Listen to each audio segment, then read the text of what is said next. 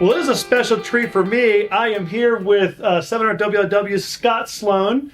Sloaney, I've been on your show multiple times, and I appreciate that. And so this is kind of nice to have you come over here. Yeah, this is really, really nice. Your jacket is beautiful, and the fake ferns are amazing. Yeah, so I think it's nice. This is a high-class operation. Well, I had to say this, you do have a face for radio, so that's great.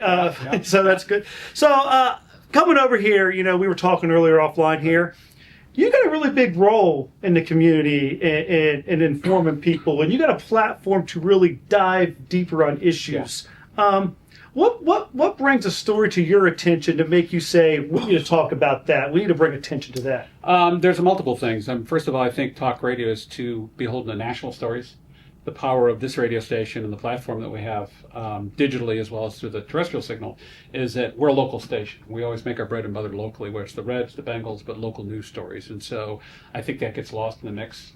So fortunately, we have the leeway to be able to do that. So selecting a story would be something that's going to impact people's wallets. It's going to tug on people's heartstrings. Those are basically the two primary goals. If you can do both at the same time, that's wonderful. But the needle has to be moved by investing someone to a conversation for 20 minutes or however long I'm talking to you. So there has to be a payoff to the listener. It can't be so narrow as you lose focus of the big picture, which is, is this improving my life? Is it about my money? Is it about my finances? Politics be damned.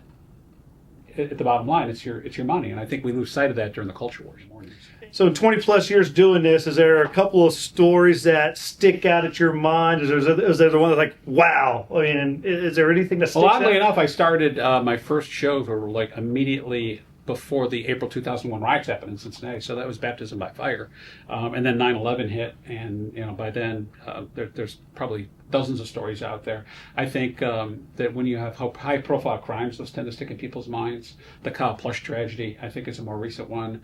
The riots when Black Lives Matter was doing the protests locally. Anything like that that's national comes home. It seems like there's always ties to Cincinnati and Northern Kentucky. No matter what you do or who I talk to, it's amazing how many people go, oh, I grew up in Covington, or my neighbor was from Newport, or I worked in Cincinnati, or I went to school at UK or something like that. It's incredible the ties that people have to our community. I think we lose that sight of that. Yeah, I could have said it better than myself. And another thing is, radio host by day and informer, but some of the big thing about you is we share something in common is real estate investor. Yes. So I know that's a bit of passion of yours as well. I thought it was beards. Well, yeah. Yours is better than mine. Well, I appreciate that. The only Italian that can't grow facial hair. Well, that's they're going to kick you out. They I wouldn't say are too low. So. Yeah.